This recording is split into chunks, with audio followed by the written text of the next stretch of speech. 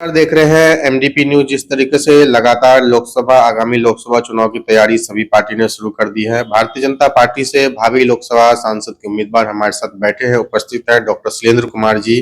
किसी नाम जान पहचान की मोहताज नहीं, आज सभी लोग जानते हैं मधेपुरा लोकसभा में सभी के दुख सुख में हमेशा साथ रहते हैं। किसी भी तरह की स्वास्थ्य के लिए हो या किसी के सुख दुख में हो, शादी हो, किसी के मृत्यु भोज में हो, सभी जगह जाते हैं। उन्हीं से जानने की कोशिश करेंगे किस तरह की चुनाव की तैयारी आप लोगों की चल रही है और इस पे क्या कहना चाहते हैं, जिस पे लगातार बीजेपी की लहर चल रही है छत्तीसगढ़ में, एमपी में, राजस्थान में। बहुत बहुत धन्यवाद आपको। आपने जो ये खबर चला रहे हैं ये बहुत अच्छी बात है। जो एमपी, राजस्थान और छत्तीसगढ़ की बात आप किए हैं, चुनाव का नतीजा आप लोग के सामने में है।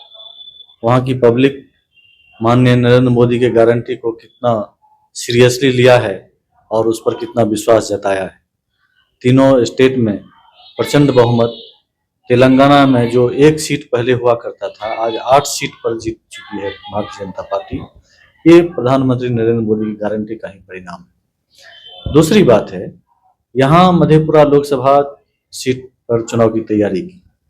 यहाँ मधेपुरा लोकसभा सीट पर पब्लिक जो चुनाव की तैयारी कर रही है, मैं उस हिसाब से एक कैंडिडेट के तौर पर मैं तैयारी नहीं कर रहा हूं, पब्लिक मेरे लिए तैयारी कर रही है और पब्लिक ही मुझे उत्साह देती है कि आप इस लोकसभा के लिए तैयार हो जाओ, आगे आ जाओ, और मैं उसी पर विश्वास करता हूं। जिस तरीके से लगातार लोग जो है नेता पहले खड़े होते हैं फिर पब्लिक का सपोर्ट मांगते हैं, यहाँ पे उल्टा हो रहा है। पब्लिक की ही सपोर्ट करके अपने जन समर्थन से डॉक्टर शैलेंद्र कुमार को खड़ा किए हैं भारतीय जनता पार्टी से। और पिछले दिनों आपने देखा भी होगा कि सम्राट चौधरी बिहार बीजेपी अध्यक्ष जी यहाँ पे आए थे और किस तरीके से उनकी रैली में भारी भीड़ मौजूद थी। तो क्या लगता है सर, इस बार जो है आरजेडी और जेडीयू को जबरदस्त टक्कर देने जा रही है बिहार बीजेपी लोकसभा में? आरजेडी जेडीयू का तो कोई स्थान ही नहीं रहेगा बिहार में।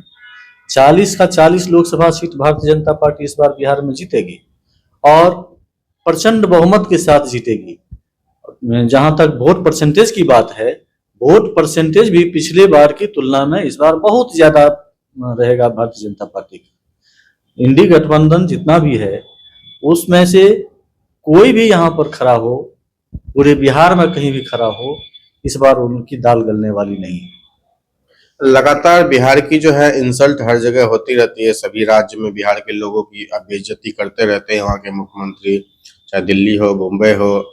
एक तरह से तेलंगाना के मुख्यमंत्री ने भी कह दिया बिहार का डीएनए जो है पिछड़ा जो है बहुत ज्यादा खराब है।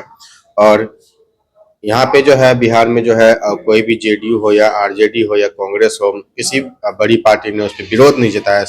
सिर्फ भारतीय जनता पार्टी ने, विधायक जी ने उस दिन विरोध भी जताया, सहरसा में डॉक्टर आलोक रंजन ने। क्या कहना चाहते हैं, बिहार की जो है बेइज्जती हर एक राज्य में होती है लेकिन बिहार में जेडीयू आरजेडी उस पर मुद्दा नहीं उठाते। हाँ, यही तो दोहरा चरित्र है ना। भारतीय जनता पार्टी ही उसके विरोध में आवाज उठाई है। एक तो तेलंगाना के मुख्यमंत्री जो बिहारियों के अपमान में जो शब्द कहा है वो बिहारियों के लिए शर्म की बात है और यहाँ के मुख्यमंत्री और उप मुख्यमंत्री के लिए शर्म की बात है। आज तक उन्होंने एक शब्द इस पर नहीं बोला विरोध में। भारतीय जनता पार्टी इसका विरोध कर रही है कि वो उन्होंने जो बोला है वो बिहारियों का अपमान है। वो चाहे बिहार का भारतीय जनता पार्टी हो या बिहार से बाहर के भारतीय जनता पार्टी के लोग हों, वो लोग विरोध कर रहे हैं इस बात का और यहाँ के मुख्यमंत्री के मुंह से आवाज नहीं निकल रहा है। ये तो दोहरा चरित्र दिखता है ना। यहाँ की पब्लिक इस बात को समझ रही है कि इनके मान सम्मान की रक्षा इंडी गठबंधन के लोग नहीं कर पाएंगे।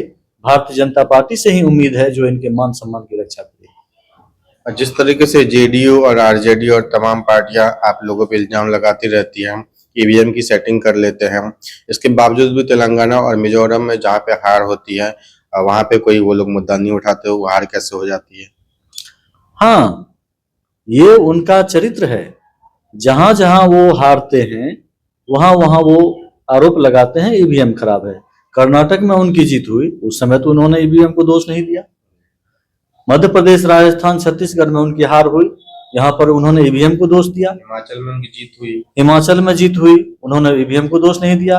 तेलंगाना में उनकी जीत हुई, वहां उन्होंने ईवीएम को दोष नहीं दिया।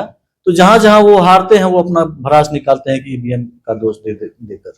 और सच बात यही है कि ईवीएम से जितना ईमानदारी से चुनाव होता है उतना ईमानदारी से बैलेट से नहीं होता था। आप लोग जानते होंगे, जब बैलेट से चुनाव हुआ करता था तो पूरा पूरा बैलेट बॉक्स चोरी हो जाता था, पूरा पूरा बैलेट बॉक्स लूट लिए जाते थे उस टाइम। लूट लिया जाता था उस समय। उससे इसकी तुलना आप करें तो बहुत ही फेयर चुनाव हो रहा है, बहुत ही ईमानदारी से चुनाव हो रहा है। जहां तक कि भ्रष्टाचार की बात आती है, सारी पार्टियां बीजेपी पे इल्जाम लगाती रहती है कि आपके नेता भ्रष्टाचार है। अभी जो है कुछ दिन पहले ही धीरज साहू जो सांसद है कांग्रेस से झारखंड से, लगातार नोटों की गिनती चालू है अभी तक। हाँ, ये भी देखने की बात है। कांग्रेस के सांसद के घर से 350 करोड़ से ज्यादा का नोट निकला, इस पर उन लोगों का मुंह बंद है, अभी तक किसी ने कुछ नहीं बोला है। और यही अगर थोड़े से अमाउंट कहीं पर निकल जाता तो हल्ला मचा देते। ये स्थिति है उनकी। और उनके सांसद के घर से इतना बड़ा बड़ा नोट निकल रहा है, इतना संख्या में नोट निकल रहा है, ये उनके लिए इज्जत की बात है। इसको उन्होंने इज्जत बना लिया है अपना, यही उनका चरित्र है। जिस तरीके से प्रधानमंत्री ने अब राशन को 2028 तक करके कैबिनेट में पास कर दिया है, क्या लगता है इससे गरीबों का जो 80 करोड़ गरीब है भारत में, उनका और ज्यादा इस पर भला होगा? 2028 नहीं, मेरी जानकारी जहां तक है 2029 तक उन्होंने फ्री कर दिया है। और इससे गरीबों का बहुत ही भला होने वाला है। जो आप एक बात ध्यान दीजिए, जब कांग्रेस की सरकार थी तो गरीब घर में एक शाम चूल्हा नहीं जलता था, एक शाम खाना खाकर लोग रहते थे। आज दोनों टाइम लोग भोजन करते हैं और आराम से जिंदगी बसर करते हैं और सुखमय जीवन व्यतीत कर रहे हैं। ये भारतीय जनता पार्टी के कार्यक्रम का परिणाम है, भारतीय जनता पार्टी के कार्यकुशलता का परिणाम है। तो देख पा रहे हैं जिस तरीके से लगातार भारतीय जनता पार्टी देश में लगातार तरक्की कर रही है, राज दर राज जीतते ही जा रही है, उसी तरह आगामी 2024 में लोकसभा जीतने की उम्मीद है। और लोकसभा का चुनाव लड़ रहे हैं मधेपुरा लोकसभा से डॉक्टर सुरेंद्र कुमार, भावी उम्मीदवार है लोकसभा सीट से। तो उनका साफ साफ कहना है, अगर आप लोग जनता मौका देते हैं तो ज्यादा से ज्यादा विकास करने की कोशिश करेंगे। सहरसा जिला से रंजन जायसवाल की रिपोर्ट।